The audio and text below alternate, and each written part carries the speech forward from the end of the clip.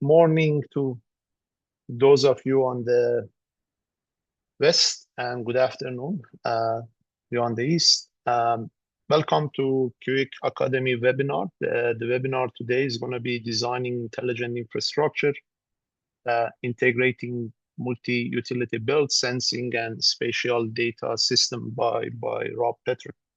My name is Ali Bayat. I'm a faculty member at the University of Alberta, director of CUIIC. I'll be helping with moderating today's session. CUIIC Academies, again, is a center located at the University of Alberta, focused on education and research on underground infrastructure. And webinar series is monthly done. I think we are 50 plus sessions, so it's been going on for a while on a variety of topics that are important and arranged by our educational committee.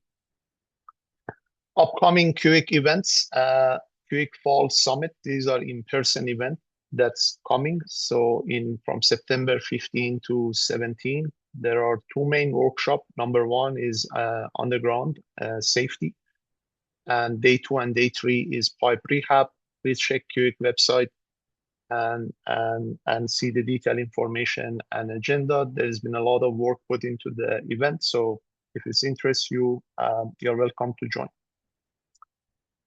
Before we start, I just want to acknowledge our 2026 webinar series sponsor.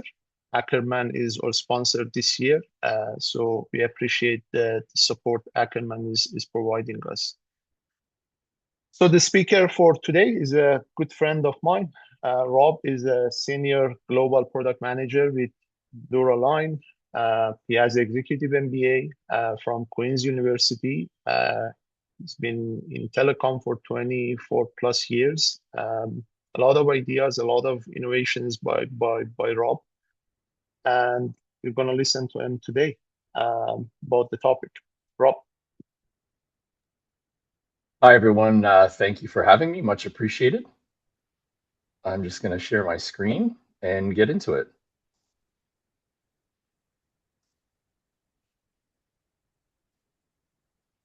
Should be good. Yes.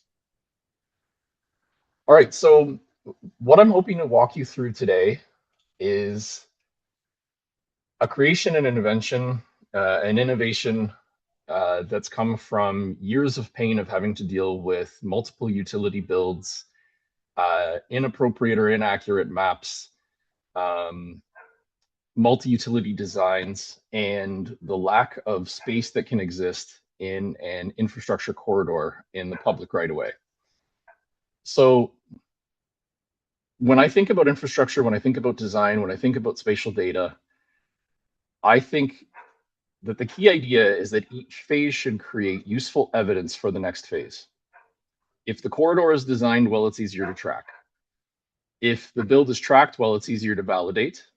And if the installation is validated, GIS becomes more trustworthy. If the GIS is trustworthy, sensing, access control, digital twins become more useful. So as more utilities enter the ground, as more utilities are being required to upgrade their infrastructure, particularly now, we have a big push for broadband across Canada. There's still a lot of areas that are yet to be fibered, and we have a new entrant into the market in a different light, which is the power utility industry, who are now starting to get into grid modernization and the requirement to add more and more infrastructure to attach direct energy resources, renewable energy resources, and storage resources at the same time. And so we originally went from having a few utilities in a public right of way, your water, gas, electricity, to now power requiring more space, broadband fiber requiring more space, municipalities requiring access to that space as well. And there's an added advantage that's newer to the market, but definitely not a new technology, and that's sensing and data. All of these get combined into a shared underground corridor where physical capacity and digital visibility is required. And if you don't mind, I am just going to open the door behind me very quickly and let my dogs in the house before they go mental. Sorry about that. The joys of working from home sometimes. So I think what I want everyone to understand is that the right-of-ways are constrained, shared, and expensive to access. Repeated excavation creates cost, disruption, safety risk, and coordination drag between the utilities. It slows upgrades, growth, and expansion. Future-ready corridors need physical capacity, field evidence, and trusted records. And what are the implications of that? Corridors cannot be designed only for today's assets. They need physical capacity for future use. They also need digital twin visibility so owners can operate, locate, maintain, and upgrade them over time. And the key takeaway here is that the corridor is no longer just a place to bury assets. It's becoming a shared physical and digital platform and part of a holonic network. So this is just a pictorial example of a solution that I had designed for a provincial entity. You can see IO clearly there. I forgot to take that out. I apologize. But basically, the problem that we were trying to solve is that how can we fit more utilities in the same trench without having to go back and dig again? And it's easy to design, but then also how do you manage it? And the breakdown is that each pathway, each utility, each conduit has to have a defined purpose. It has to have a defined owner. There has to be methods of separation to ensure that the appropriate technicians, the appropriate field crews are working on the right aspect of the pathway or infrastructure. Access points need to be clearly labeled and assigned and addressed. There needs to be clear handoff points on who can touch what, and there needs to be a life cycle record. The physical design determines the future operating model. Dedicated ducts, handholds, POIs, spare pathways, and owner separation reduce future friction, and poorly designed shared corridors can create complexity instead of capacity. The physical corridor is the first layer of the intelligent infrastructure architecture.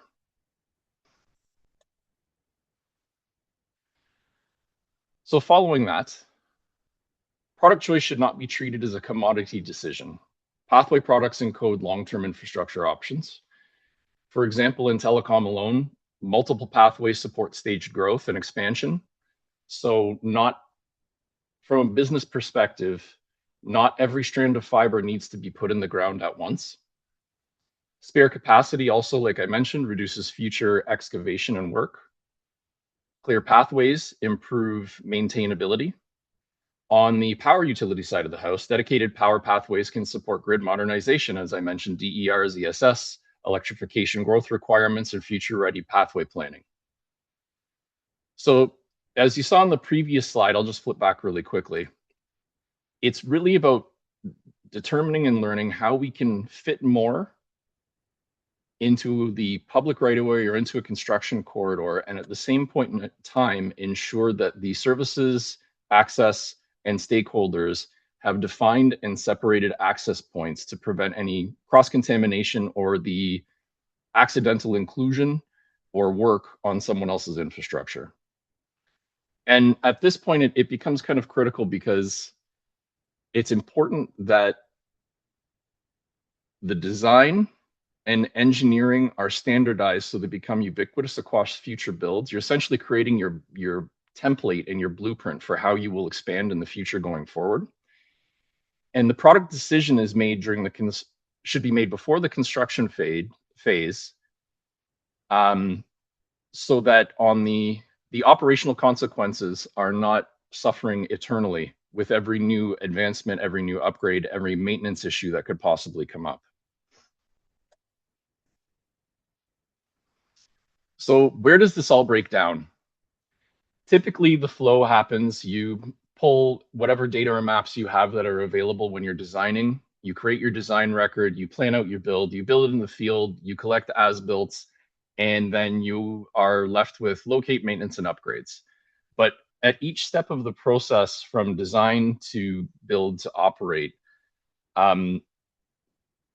there's effects that can break or worsen, I think is the best way to put it, the future steps in construction. So if your design is based on assumptions and not a proper field study or survey, you end up with incomplete, outdated, or invalid or not valid maps. What happens is that becomes translated to the field crews who are then adapting ad hoc and adjusting route depth, potentially materials that are used. Then the closeout package becomes inaccurate, and they're dealing with updating maps, or you're dealing with updating maps from red lines, photos, emails, sometimes from memory. I would hope that GIS locates are included in there somewhere, but just from my experience, they are, but they're not always as accurate as they can be. And that leads to locate risk rework, like I said, inaccurate records cause delays, damage, and cost. This makes the workflow harder because now what is built has to be relocated. It becomes harder to maintain. It can create issues with permitting. It can create issues with emergency response and future construction. So intelligent infrastructure depends on records that stay connected to the reality in the field during every step of the implementation process to in production in the field on a live system. So what's the business case and where does the benefit start? And one of my coworkers and friends, Paul Dickinson, has drilled this word into me, and that's situational awareness. Situational awareness is the ability to take the assets that you have in the field and glean meaningful information to accurately prevent damage, reduce field friction, and improve the life cycle decisions of your network. On the damage side, situational awareness, on the preventative side for damage, situational awareness reduces the risk of no locates and missed locates. It improves the confidence before excavation, and it can detect unauthorized, unexpected activity earlier. For the field, this reduces rework, it shortens closeout and as-built cycles, and the crews are given better evidence to perform the work in the field and no longer locating by eye or relying on toning methods and traditional methods of locating infrastructure or digging to find infrastructure and daylighting at the same point in time. If the GIS records are accurate and we're recording X, Y, and Z coordinates, the crews in the field now have an expedited response time compared to the way things are done today. And not everywhere, but in the majority of a lot of mapping and locate cases. How does this improve the life cycle? It supports the maintenance, upgrades, and emergency response. It preserves the update history and confidence over time, and then it improves future planning in the corridors and capacity. And over the next few slides, my goal is to show how better evidence, GIS sensing, and response logic can facilitate these improvements and reduce the risks. So there's two tracks during construction that should work in tandem. You have the material to map and you have the quality assurance checkpoints. So on the material to map side, it's making sure you have the appropriate materials, tagging, passive or active tagging those materials, ensuring that those materials are scanned in the field and associated with the locations that they're being installed, also ensuring that it's the right materials in the right location, then the GPS metadata capture, and then at the end result of the material to map, you have a GIS ready asset record. That doesn't mean that that GIS ready asset record is complete, however. You still need to ensure that you're going through a list of quality assurance checkpoints. So you want to make sure that the asset is installed. You want to capture photos if you can. And you'll see that I have light links and IQGeo named here, and I'll get into that in a second. You want to make sure that you have photo evidence of what's going on in the field, because a reference photo of where something is more useful sometimes than a GIS coordinate, but both should work together. There are also advancements now in AI and QA validation. You can ensure that the handholds are installed properly, that the cables are labeled properly, that they're entering your points of interconnect, be it ground level boxes or pedestals appropriately. You also have to ensure that it's going to pass, or is it an exception? So if it wasn't installed properly, are you tracking why and what changes were made, or are those just done in the field and unrecorded? This leads to you having accurate closeout evidence, and then you have a GIS asset record update. And the two of these together give you a verified GIS asset record. On the left side of the screen, you'll see the material to map. There's a company that I've been speaking with for a little while, and they have an awesome way of tracking the material and then also creating a GIS point from passive tags that can be applied to fiber cable right now. On the right side of the screen, Netlux AI, formerly known as Deepomatic, has a way to validate the accuracy of what has been installed in the field using computer vision to ensure that all of the components or parts of whatever is being installed in your network has been done appropriately. And it has the ability and intelligence to be built specifically or work specifically for your network at the same point in time. So it's not a general application that just says everything is where it needs to be or this looks right. It can actually be extremely specific to the build and closeout standards that you require as a company. All of these systems and steps lead to better validated field data.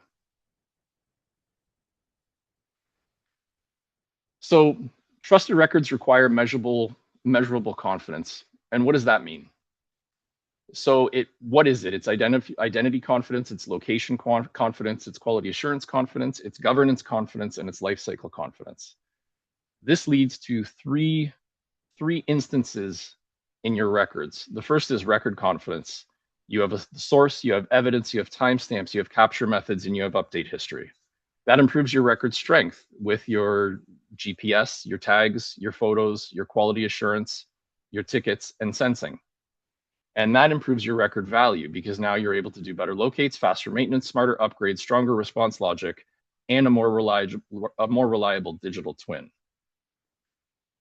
And the key takeaway here is that a clean map shows location. A trusted record shows evidence, source, method, timestamp, and confidence that that map and GIS record is accurate. So let's get into how all of this works and bridge from the physical network more into an installation, more into how these records are maintained. So GIS alone should not be treated as a static map or closeout file. It creates value when it connects your route geometry, asset identity, ownership, access rules, quality assurance evidence, field photos, maintenance history, and workflow updates. The previous slide talked about whether the record can be trusted.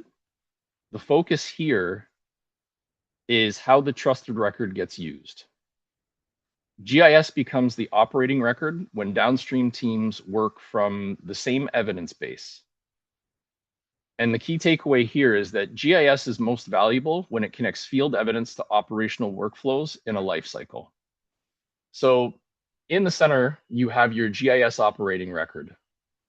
And that GIS operating record should have a steady stream and flow in real time of the access rules, locates, maintenance, quality assurance, evidence, photos as things in the field change, your route geometry,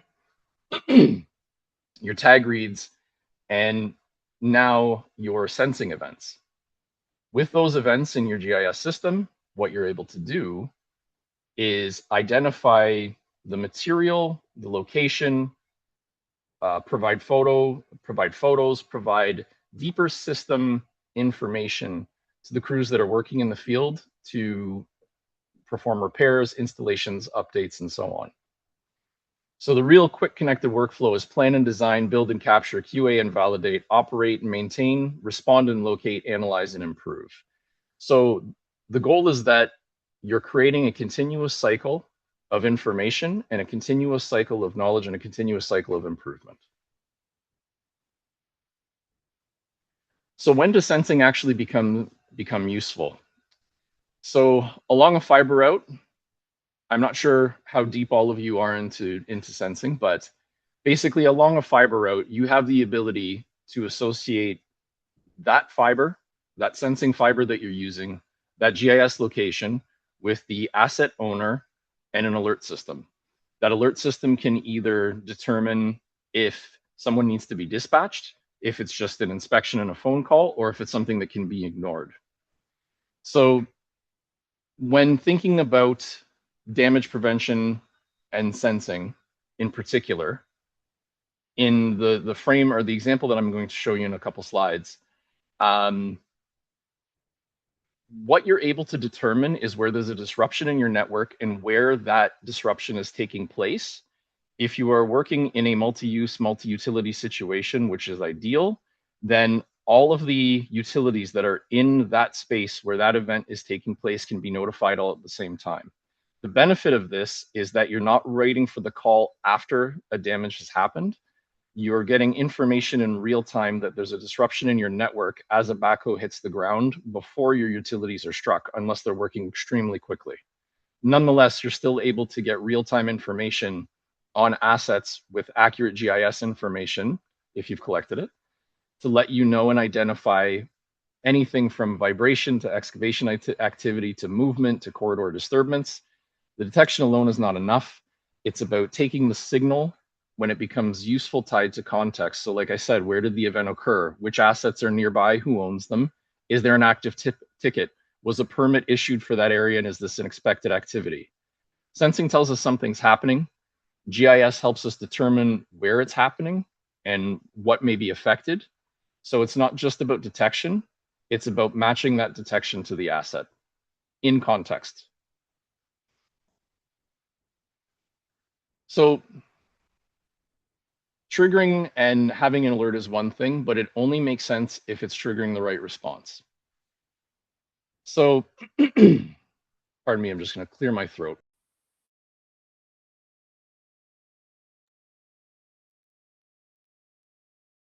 So the next question is not, did something happen? It's, what should the system do when something has happened? So the sensing event has to go through a set of filters. So obviously there's an event detected, and then it has to look at the location, the stakeholder asset ownership, the ticket or permit status. Is there a work order already created, or is this a new repair, damage, upgrade response? And what is the risk level? So Texas 811 Guardian is an awesome public example. They've adopted this across their state highways, and they're using it for exactly this purpose. Sensing is detecting when an anomaly takes place along the network. The event checks if there's an active ticket for work to be happening in that area. 811 is the US version of Call Before You Dig, for those that aren't aware. Authorized work can be logged, monitored, or suppressed. Unauthorized or unexpected activity becomes escalated efficiently and quickly. And the important innovation is the response logic. It's that the intelligent is not the alert. The intelligence is deciding whether to suppress, monitor, dispatch, or inspect the alert that's been created, as well as notify the existing utilities that something has happened along a corridor where they have infrastructure.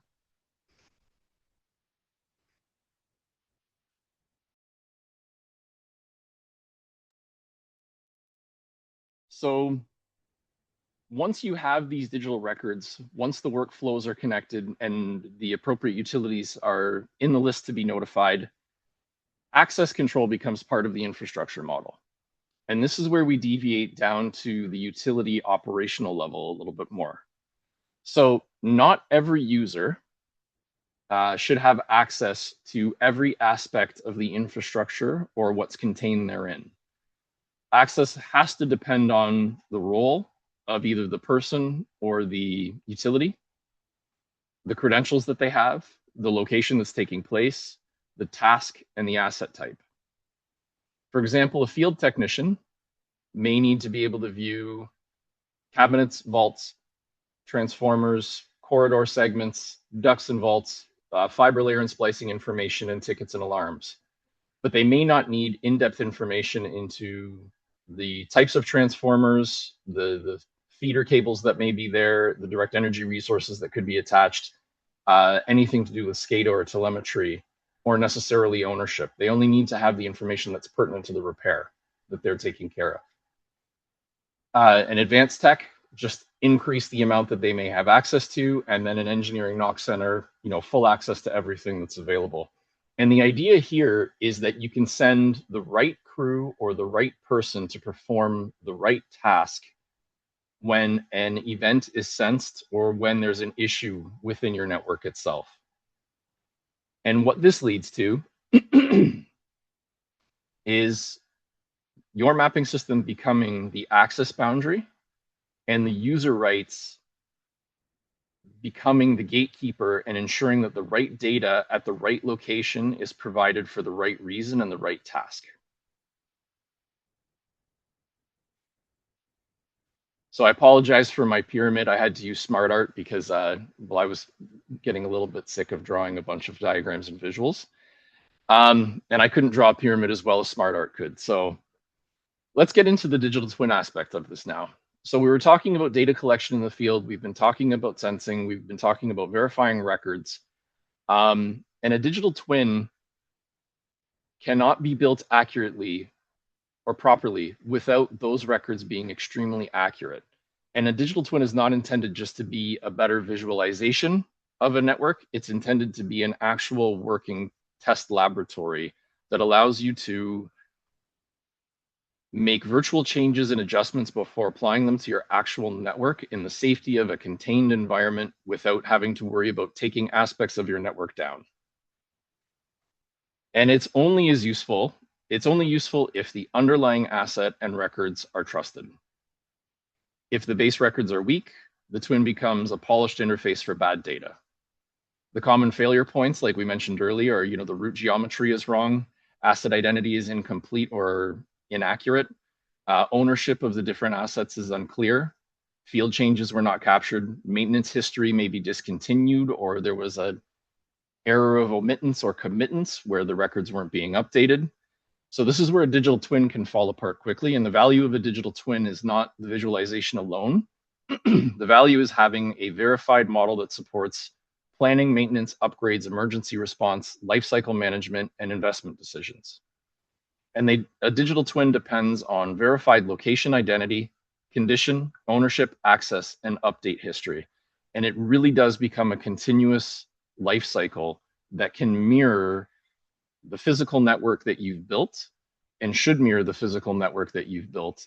And it can help create a set of standards and practices for your utility, for your entity, for your municipality, where before a ticket is a trouble ticket or report or installation ticket is closed out, you can start to introduce these standards to ensure that any required updates are taken from the field and tickets cannot be closed until these records are updated.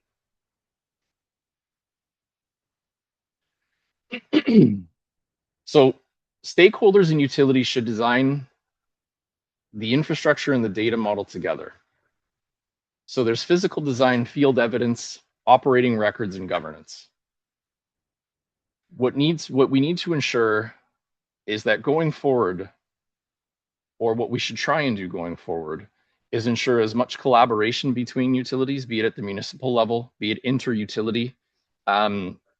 From personal record and experience, one of the municipalities that I built in, we actually helped establish a utility committee. The purpose of the utility committee was to bring all of the utility stakeholders to the table at one time to talk about what plans they had for the year, also for the municipality to be able to share where they were planning their future construction and what was next on their plates. What this did was create an easier path for design and collaboration to more efficiently install infrastructure in the ground. It was no longer just, I'm going to build some fiber to the home.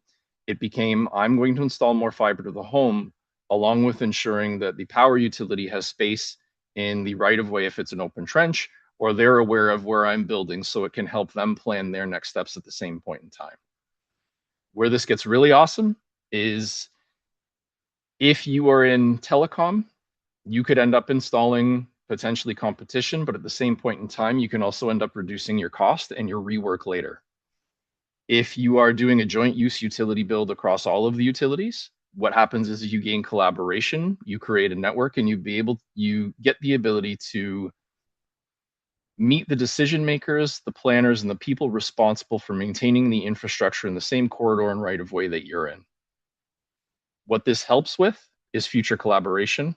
What this also helps with is the ability to reduce the cost and reduce the time while improving the efficiency of installing infrastructure along the pathway and route.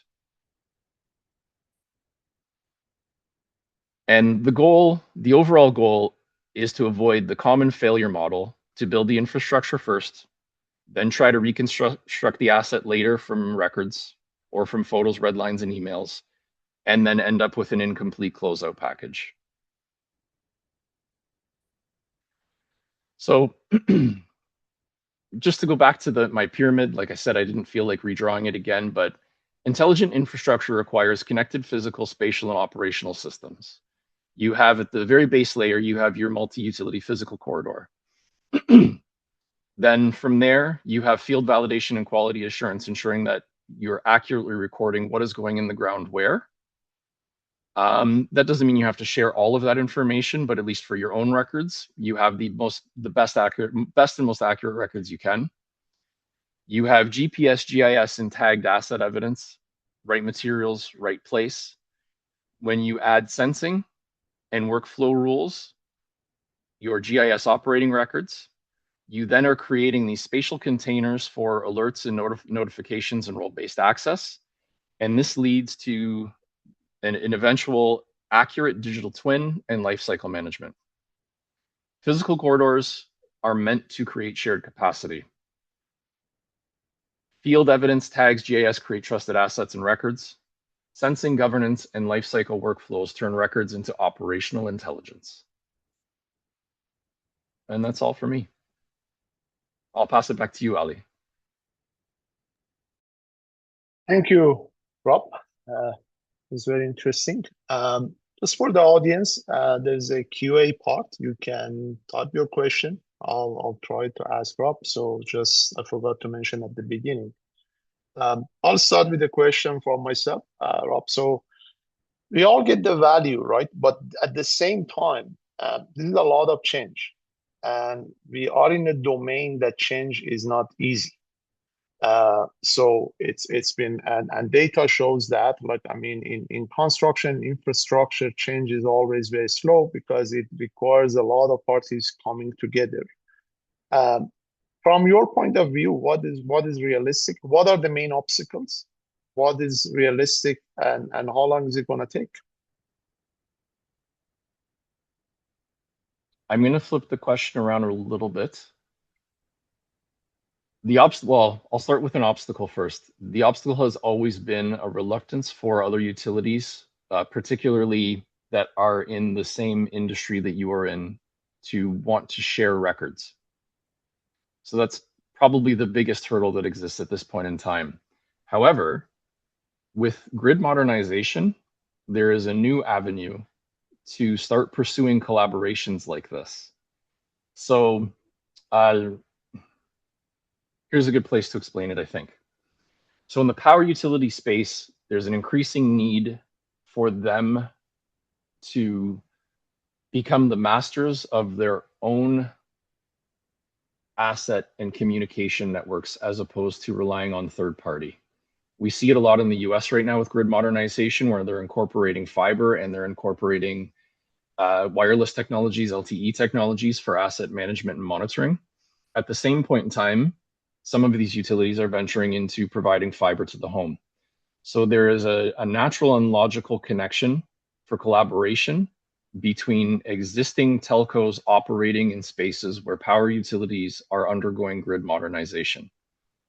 It's not unreasonable for a power utility to venture into replacing copper with fiber, but where it can become tricky is the electronics and technologies that are used from a system architecture level to be able to appropriately implement, monitor, and maintain. For a power utility, it's a completely new crew. So from my perspective, I see this as a jump-off point where you're not competing for the same customers, but you are servicing the same end customer or same civic location at the same point in time. There's an opportunity to share knowledge and an opportunity to collaborate and partner and possibly merge. We have seen it where power utilities are becoming fiber to the home broadband providers, or where they're acquiring fiber assets for the purpose of modernizing their own grid and also improving the services they can offer. But yeah, I think the biggest obstacle, I think, like I said, though, is the reluctance to share maps. And I think one way to work around that besides partnering with the power utility, is, at least this is what I'm comfortable with. I've always been comfortable sharing my pathways and right of way, not what's in them, not how many strands of fiber or all of the routes, but here's physically where my assets are located, and here's physically where my boxes in the ground are. Like if you need help because you're trying engineering infrastructure, I'm happy to share, kind of thing, right? So I think that's the first step, is just people realizing that their assets aren't as cool as they think they are. Okay. One question, if you could change one industry standard or policy tomorrow to accelerate basically intelligent infrastructure, what would that be? One policy to accelerate. Policy or standard, like from regulation policy point of view, like, I mean, is there anything Yeah, like that could come? I think sharing points of interconnect and route location, like that's an easy one. Um, well, enforcing the requirement to share, I think would be a huge standard change. Right now, there is no requirement. And actually, that's one of the steps in the process that is often the worst, is waiting for locates to come in before you can actually put your infrastructure in the ground, typically leading to redesign because you don't know where the other existing utilities are. So I think more accurate records, or the ability to implement something that forces people to share asset location accurately, is a huge first step. Okay.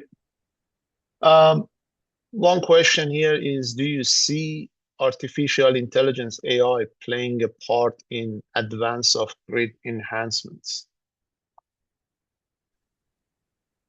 Uh, yes, depending on how it's used. Um, I think where AI can help accelerate is in the planning and the framing in the rules. It can help you brainstorm what aspects of the network. It can help you create a set of rules that can possibly present outside of the box thinking, or help break thinking with blinders on, to enhance a framework that you would be creating to improve how you operate and act as a utility owner or service provider. So what I am not a fan of, or what I don't believe, is that AI will instantly make everything work properly. One other place that I think can work, particularly with sensing, is in assisting with load balancing on load balancing in telecommunications, particularly where we get into data centers and edge computing. And on the life cycle of power assets, it can be extremely beneficial to help measuring the decline of copper conductors over time, and helping improve pre-planning and preventive maintenance on life cycle asset management. These are good questions. Yeah.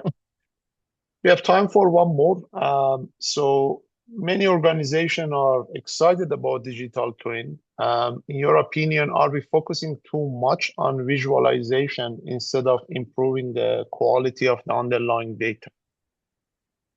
I would say that we are definitely focusing too much on visualization. Um, that's that was part of the basis of my presentation, was that inaccurate records and bad data don't make things better. Um, if you're just looking to visualize your network, that's a great place AI can help you. Just tell it where all the things are and say, draw me some lines and connect the dots. But where it becomes useful is when you actually understand the actual, I'll use fiber as an example, the actual distances of the fiber cables that you have, how many splice points you have, how that optical budget can degrade over time. That would not be contained in a point-to-point line drawing. And that's where your records and fieldwork records become critical, because that can determine whether or not you have the capacity, or your fiber has the available budget to expand past a certain location. And it's reciprocal, I think, on the power utility side of the house. You can only push power so far. Is that conductor big enough to handle more? To make it extremely simple, right? If you do not have these digital twins built in a manner that is as accurate as humanly possible, you may as well be dealing with hand-drawn like hand-drawn blueprints of your network, I think. Awesome. I think we are at the time. So thank you, Rob, again for sharing this useful information with us. Thank you all attendees for attending today's webinar, and I would like to thank all the CUIIC members. Like we have about 90 organizations supporting CUIIC in supporting basically education and research. That concludes our webinar, and looking forward to see you in next month and other CUIIC events. Thank you. Thanks, everyone.